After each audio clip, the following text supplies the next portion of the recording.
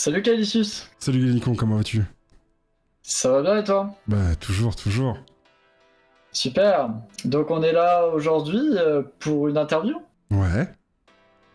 et tu vas nous parler un peu de toi. Déjà, fais-moi une présentation de toi. Alors bah moi c'est Alexandre, aka Calicius, comme tu le sais. J'ai 34 ans, je suis développeur web le jour, streamer le soir. Parfois un peu beauf, mais toujours bienveillant, c'est important. Passionné de vidéos, de jeux vidéo depuis tout petit, en commençant par la Nintendo. Ça a été vraiment ma première console. Fan de RPG en général, que ce soit Final Fantasy, Suikoden, notamment sur PlayStation. Mais c'est toujours un plaisir aussi de découvrir des nouveaux RPG bon, qui ont quelques années maintenant, comme The Witcher. Mais voilà, c'est vraiment ce que j'aime. Dévoreur d'anime aussi. Passionné de basket. J'en ai fait pas mal d'années. Je regarde encore pas mal de matchs sur la NBA notamment. Donc toujours à me lever parfois un peu tard pour regarder des matchs. D'ailleurs, cette année 2020 a été marquée par le décès de C'est vrai. Kobe Bryant. Ça a dû t'affecter quand même, hein? Bah beaucoup parce qu'en fait Kobe Bryant c'est typiquement ma génération en fait dans le sens où quand j'étais adolescent bah il commençait à jouer notamment une belle relation à Los Angeles avec Shaquille O'Neal, donc c'est vraiment quelque chose qui m'a marqué parce que bah c'était la grande époque des Los Angeles et moi jouant pivot je m'identifiais beaucoup à Shaquille O'Neal.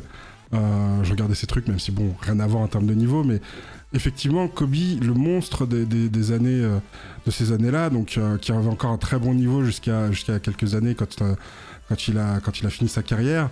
Donc vraiment un joueur énorme qui avait des vraies valeurs.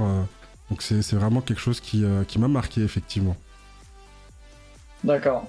Bon, alors revenons un petit peu à l'univers des diffusions en ligne, Yes, puisque c'est de là où tu es issu. tout à fait. Quelle est l'origine de ton pseudo, d'ailleurs? Alors ça vient de World of Warcraft, tout simplement. À la base j'avais un pseudo. Un autre pseudo, on va pas le diffuser parce que c'était les pseudos de jeunesse. Hein, donc on va pas sortir un truc à la Dark Sasuke. Mais effectivement, Kaelicius, ça vient de WoW. Derrière, à l'époque, c'était un peu la mode du RP. Donc quand tu devais...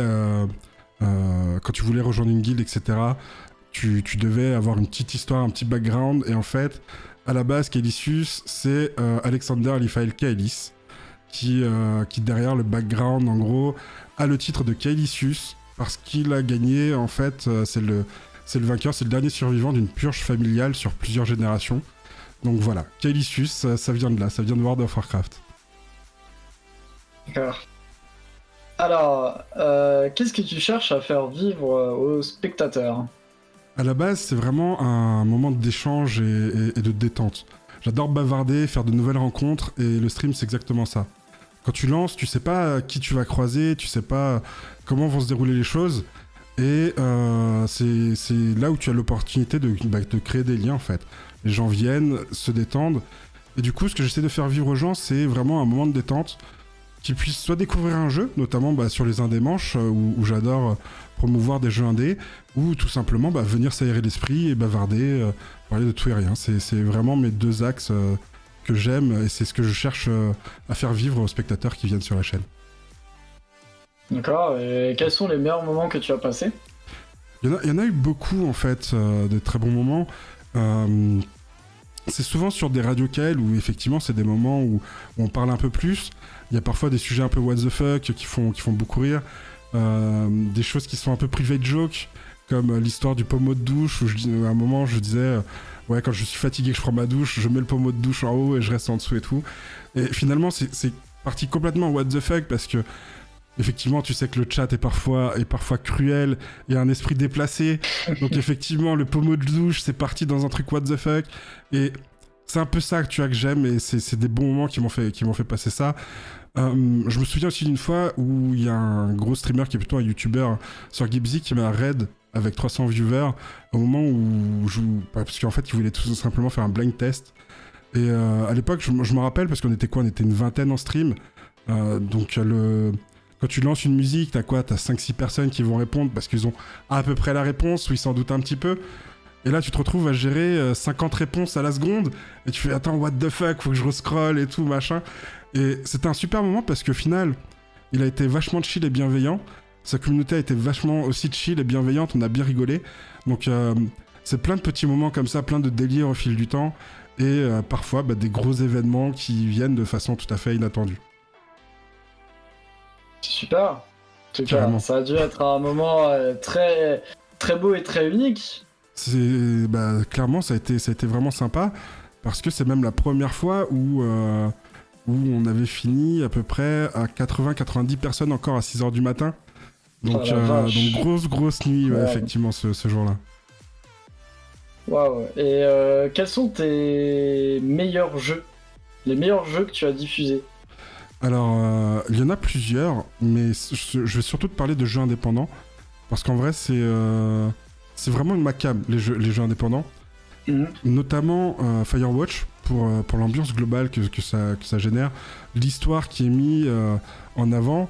Ce qui est assez drôle, c'est que souvent tu te sens un peu en danger, tu te dis tu vas mourir si tu fais pas ci, pas ça. Et en fait, c'est un jeu où tu ne peux pas mourir. Mais quand tu le fais pour la première fois, tu le sais pas ça en fait, que c'est, qu'entre guillemets, tout est fait pour juste te faire vivre l'histoire et avoir quelque chose de vachement immersif. Et du coup, ça a été une très bonne expérience. Life is Strange, même si ça a été édité par Microsoft, ça reste un jeu développé par un studio indé. Je vais pas le présenter, mais effectivement, les choix forts que tu as à faire, qui te suivent tout au long de l'histoire, la BO qui est juste extraordinaire. Vraiment, ça a été une expérience incroyable à faire en live, notamment parce que tu as aussi le chat qui, parfois, certains l'ont déjà fait. Donc du coup, ils sont là, ils font « Mais quel choix t'as fait ?» Mais non, tu devais pas faire ça. Et toi, t'es là, tu fais, mais oui, mais j'avais que quelques secondes, je pouvais juste pas choisir autre chose, tu vois. Et c'est vrai que, du coup, c'était vraiment quelque chose qui était fort, qui était vraiment agréable à diffuser. Et sinon, il y a aussi Transistor. Transistor, qui, pareil, est un jeu indé que j'ai vraiment adoré. Que ce soit pour l'ambiance, que ce soit la BO qui est extraordinaire. Je recommande vraiment à tout le monde de le faire au moins une fois dans sa vie. Voilà, donc c'est vraiment des jeux indés. Après, effectivement, les meilleurs jeux que j'ai diffusés, c'est aussi les jeux avec les copains. Et ça, c'est important, tu vois, que ce soit Moving Out qu'on a pu faire avec Alia, avec Dragonwell, ou au final, c'est un jeu de déménagement, un peu con, mais on se retrouve avec la possibilité de mettre des claques. Et en plus, le son de la claque, elle est quand même humiliante. Et très vite, le déménagement passe en second plan. C'est que tu vas arriver, tu vas mettre des claques de daron aux gens, et du coup, tu vas rigoler, tu vas passer un bon moment, et c'est assez extraordinaire. Dans la même vanne, dans la même rubrique, entre guillemets, il y a Yves-O que j'ai fait avec Emmerich et Dragonwell. Tu as monté la vidéo il y a pas si longtemps que ça. Et là, c'était de l'or en barre, entre guillemets, tu passes des heures à rigoler, à découvrir un jeu qui, au final, les mécaniques sont très simples. Mais le fait que ce soit quelque chose que tu fais avec les potes, où tu as besoin de t'entraider, que tu peux fail à tout moment et recommencer, etc., ça donne des situations qui sont assez drôles, et j'avoue que ça a été un moment qui a été vachement drôle aussi à diffuser. Et il y a eu aussi Among Us. Tu vois, c'est toujours des petits jeux indés qui pour moi étaient les meilleures diffusions, parce qu'Among Us, quand j'étais entouré de potes, vraiment la première fois que je l'ai fait, on a vraiment été entouré de potes, et notamment même il y a eu Brickzoo, qu'on voit régulièrement sur la chaîne, que je connais depuis 12 ans maintenant grâce à World of Warcraft, qui te ment devant toi, et toi tu le connais, tu vois. Tu connais, tu sais qu'il ment, au-delà même du fait que tu l'aies vu et que tu sais qu'il ment, c'est qu'il est là à jurer, non mais non, j'ai rien fait, machin, nanana. Et l'expérience est assez cool comme ça, parce que au final, tu as la confiance d'avoir tes potes autour, et en même temps, t'as le côté un peu, ouais, c'est quand même mon pote, il a osé mytho de ouf, alors que je le savais, tu vois. Et au final, ça a donné une très belle expérience, et c'est vrai que le côté aussi où t'es le tueur, arrivé à un moment, tuer tes potes et raconter des mythos pour te dédouaner, je trouve ça assez fun. Ouais, c'est vrai, c'est toujours des bons moments. De toute façon, les jeux comme ceux que tu as cités, mais aussi je vais citer Overcooked. Overcooked, c'est un jeu, c'est mortel parce que faut être synchro avec les potes, tu passes des bons moments, et ça, c'est vraiment cool. Du coup, hors les jeux que tu as diffusés, est-ce que tu as des jeux favoris? Bah oui, aussi, il faut que ça puisse paraître, effectivement, des jeux assez anciens, notamment comme un fan de RPG. Je citais Final Fantasy VII, qui est arrivé sur PlayStation, Suikoden 2, qui pareil, RPG, JRPG à l'époque, vraiment très très bon, notamment parce qu'il mélange JRPG en tour par tour et en même temps du tactique, donc c'est vraiment une perle à toutes celles et ceux qui aimeraient découvrir un bon JRPG. Je recommande vraiment Suikoden 2 pour ça. World of Warcraft, parce que ça fait des années que j'y joue, quasiment la moitié de ma vie, donc c'est vrai que je ne peux pas te citer des jeux favoris sans passer par là. Football Manager, on quitte totalement les RPG et les MMO pour Football Manager. J'y joue depuis 20 ans sur l'entraîneur 99-2000, et même les vrais qui aiment la gestion de foot connaîtront peut-être Giroud Manager 98. Mais ça, c'était totalement autre chose. C'était encore de l'arcade, mais voilà, c'était vraiment... Football Manager, ça fait partie des séries de jeux que j'aime beaucoup.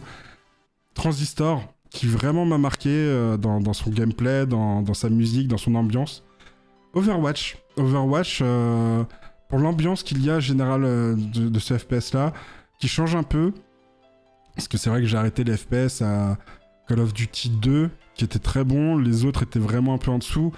Donc j'ai un peu arrêté de jouer à ces FPS-là. J'avais pas mal saigné Counter-Strike à l'époque. Donc c'est vrai que Overwatch, c'est pareil. C'est un jeu qui m'a marqué. Je prends toujours plaisir à aller dessus et à jouer avec des potes. Donc franchement, c'est vraiment ma petite liste de jeux pépites que je pourrais emmener sur une île déserte, quoi. Je vois. Et pas World of Warcraft? World of Warcraft, si, bien sûr. World of Warcraft, Hein? Évidemment. Bien sûr. C'est vraiment le jeu, encore aujourd'hui, là, avec la sortie de l'extension, où j'y passe quasiment toutes mes soirées. Donc honnêtement, non seulement le jeu... ce qui est bien dans World of Warcraft, après il y en a qui aiment pas, mais c'est que tu peux tout faire. Que tu sois un hardcore gamer, t'as du contenu hardcore gamer.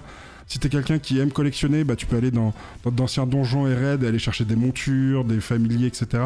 Donc t'as vraiment un contenu qui peut plaire à tout le monde, et même qui peut te plaire à toi dans toute sa gamme, en fait. Tu vois, moi qui suis plutôt un gros joueur de WoW, même si mes grandes années sont derrière moi, j'aime le challenge que ça propose, mais en même temps, j'aime bien de temps en temps chiller avec des potes, aller chercher des montures que je n'ai pas, etc.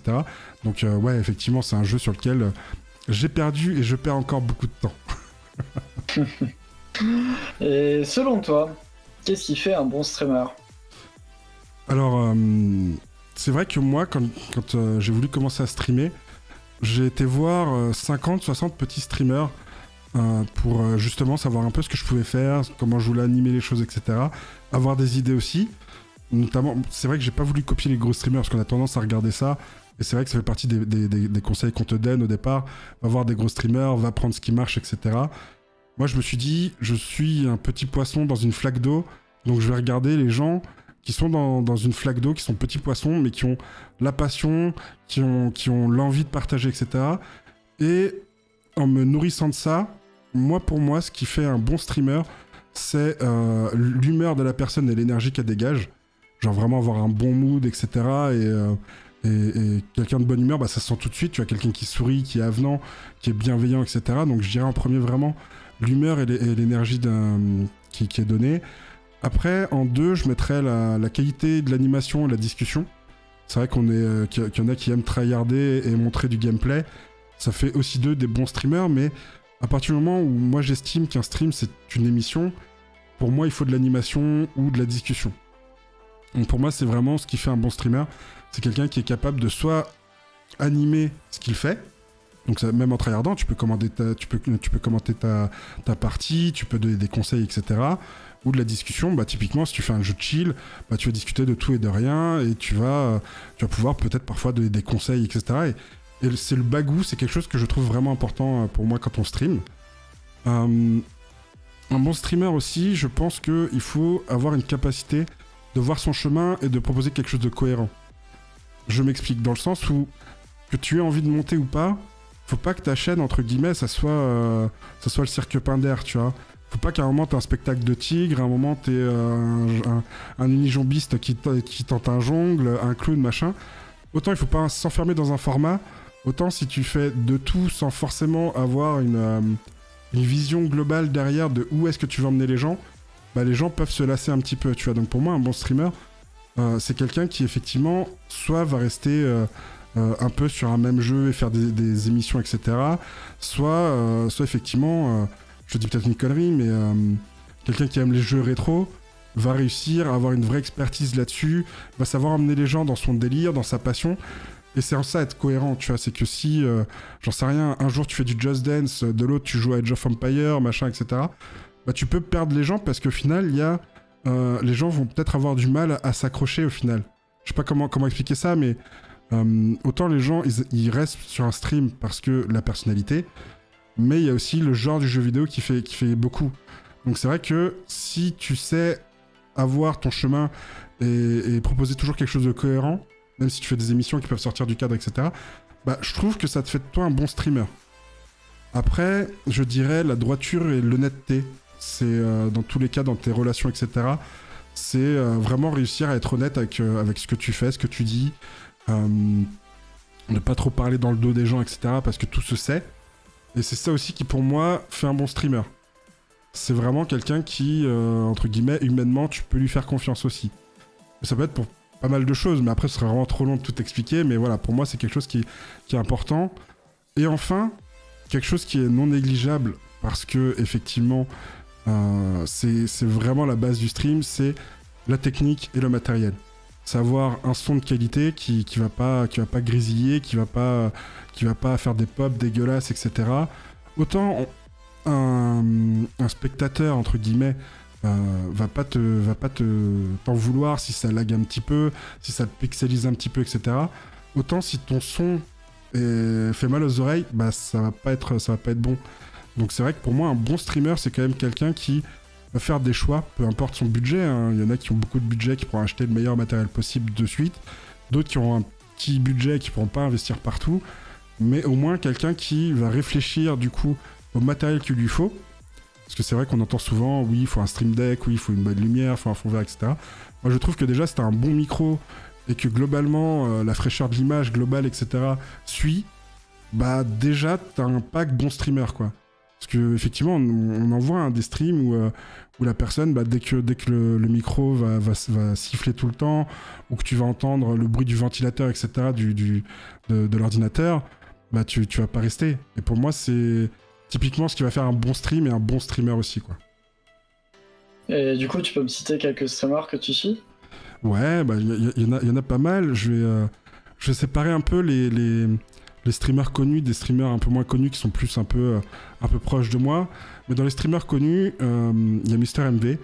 On va pas le présenter, on le connaît tous. Il a un mood qui est incroyable, il a un bagou qui est excellent. Il a une culture du jeu vidéo, vu qu'il travaille dedans, qui est énorme. Et du coup, je sais pas comment expliquer, mais quand tu vas sur son stream à lui, tu viens non seulement pour la personne, mais parce qu'il est capable de rendre tout un peu magique. C'est que n'importe quel jeu indé qui va tester, tu vas dire, ouais, mais en fait, j'y vais parce que c'est MrMV, quoi, tu vois.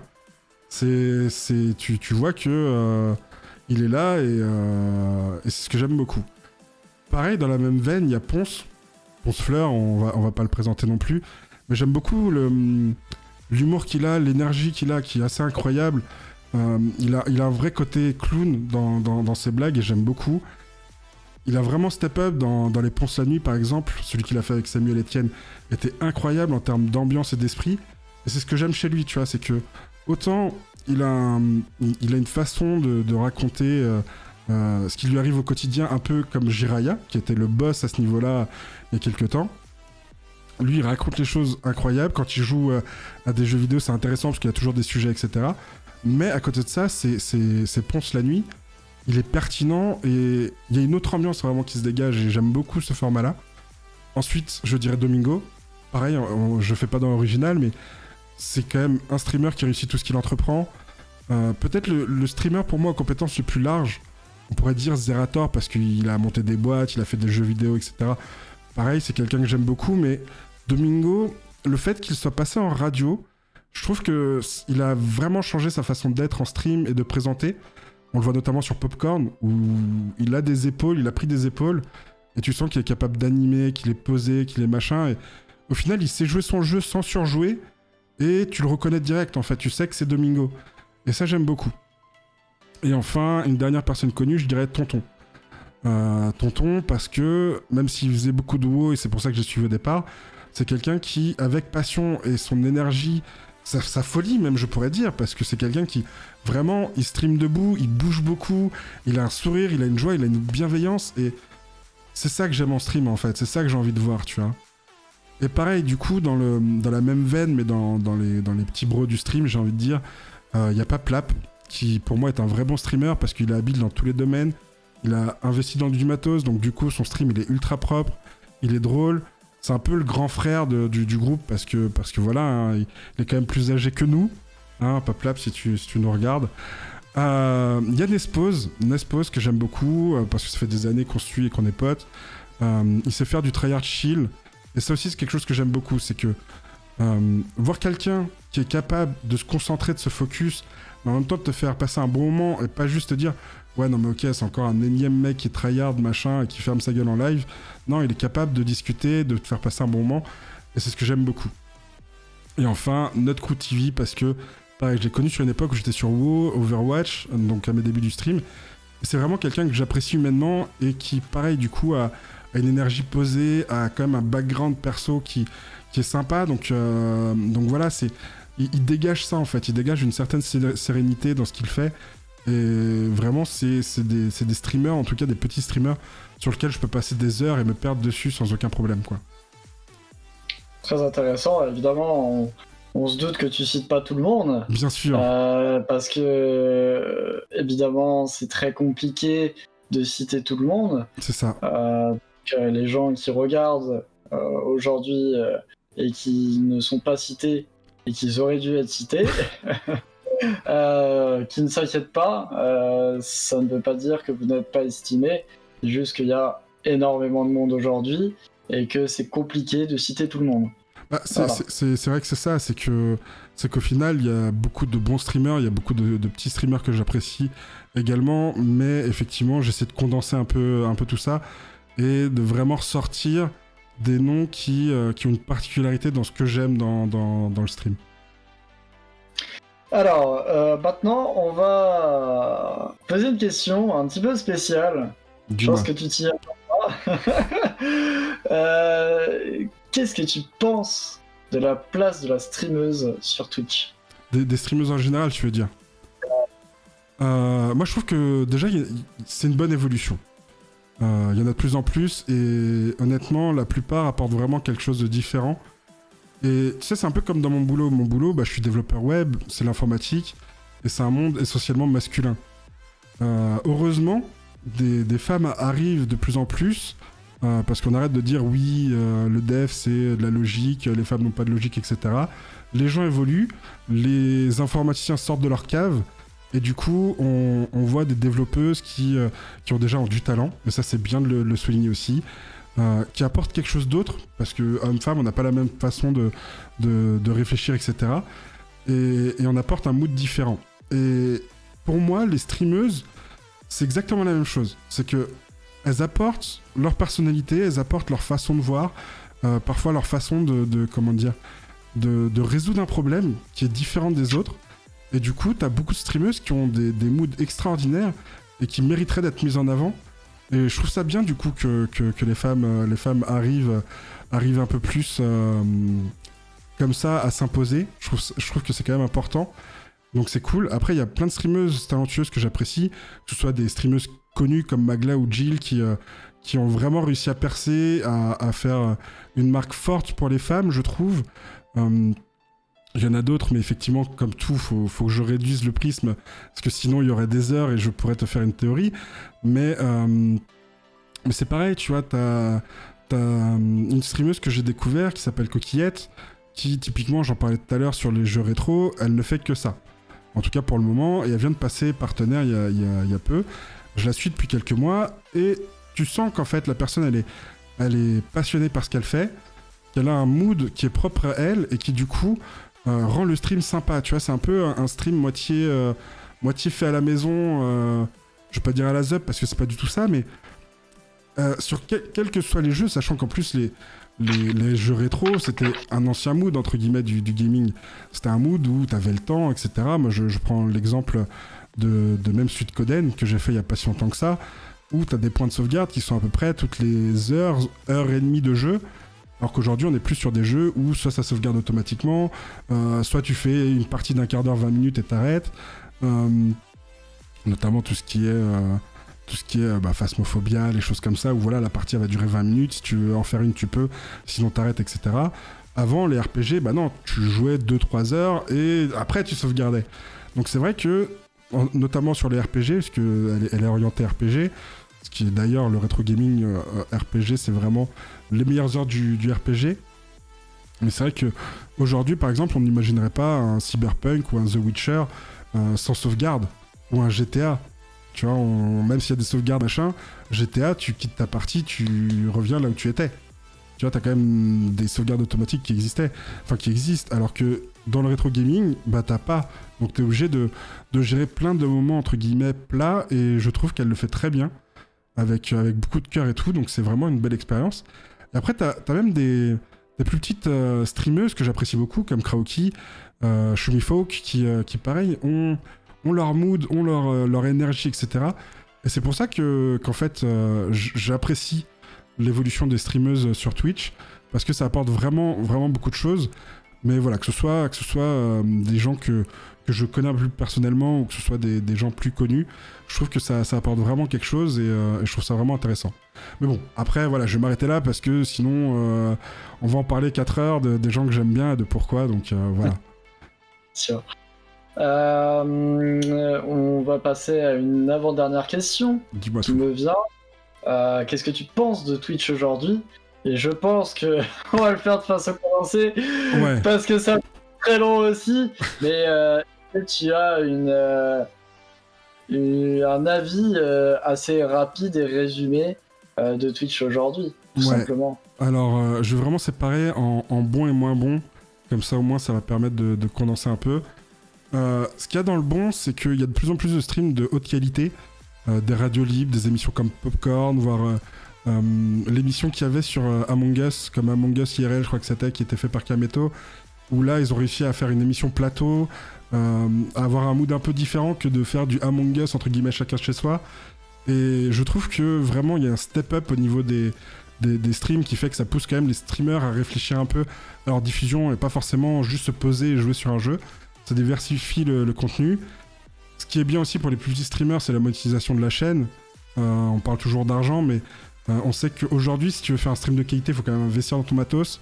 Donc avoir des gens qui peuvent s'abonner à ta chaîne, etc., te donner un peu d'argent via les cheers, etc., je trouve que c'est quand même une très très bonne chose, parce que ça permet aux petits streamers de step up plus vite. Parce qu'aujourd'hui, le matériel de qualité coûte quand même très très cher. Je vais pas faire l'estimation de tout mon setup, mais voilà, il y a quand même, pour avoir un bon son, une bonne image et tout, il y a quand même de l'investissement derrière.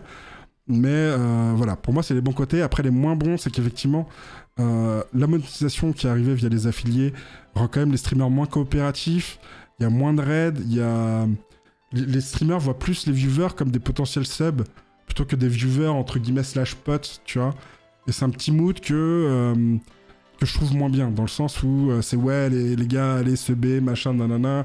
Et chacun, il voit midi à 14h, tu vois, mais moi, je trouve que autant, bon, les streamers pros conçoivent, entre guillemets, du marchandage, c'est la logique, tu vois, ils sont pros, c'est leur métier, comme n'importe quel magasin, t'es le client, tu vois, donc forcément, voilà. Mais que des streamers qui soient plus petits, voire beaucoup plus petits, se disent ouais non, je vais pas faire un raid parce que ça se trouve, le mec qui me fait des dons ou qui balance des subs, etc., il va partir ailleurs. C'est du vu, du revu, et malheureusement, c'est une petite mentalité qui change chez les streamers que j'aime un peu moins. Et il y a des fois, ça part un peu en drama, même sur les gros streamers, hein, on l'a vu avec j'ai oublié son nom, qui avait fait un drama avec Tonton Twitch d'ailleurs. Sir Thomas qui avait fait un drama avec Tonton Twitch. On ne sait pas si c'est de la jalousie, s'il a craqué ou quoi, tellement la chose était grosse sur son live par rapport à ce qui avait été dit réellement. Mais voilà, tu vois, c'est des petits trucs comme ça qui font que il y a du bon, il y a du moins bon, il y a de l'argent, il y a des viewers qui arrivent sur Twitch. C'est bien pour ceux qui veulent en faire leur métier et ceux qui y arriveront. Mais voilà, l'argent fait tourner des têtes et du coup, il y a quand même des aspects négatifs qui arrivent à ce moment-là. Mais voilà, c'est vraiment ce que je pense de Twitch aujourd'hui. Et qu'est-ce que tu souhaites aux personnes qui nous regardent aujourd'hui? Alors, je vais faire un mot global, hein, effectivement. Je suppose que c'était ta dernière question, vu que celle d'avant était l'avant-dernière. C'est vrai que ce que je souhaite, c'est effectivement 2020 va se terminer. Hein, on est le 29 décembre au moment où on tourne cette interview. Et c'est vrai que je l'avais commencé en espérant avoir ce que je voulais. Alors que, en fait, cette année, j'ai appris qu'il fallait déjà apprécier ce que tu avais déjà.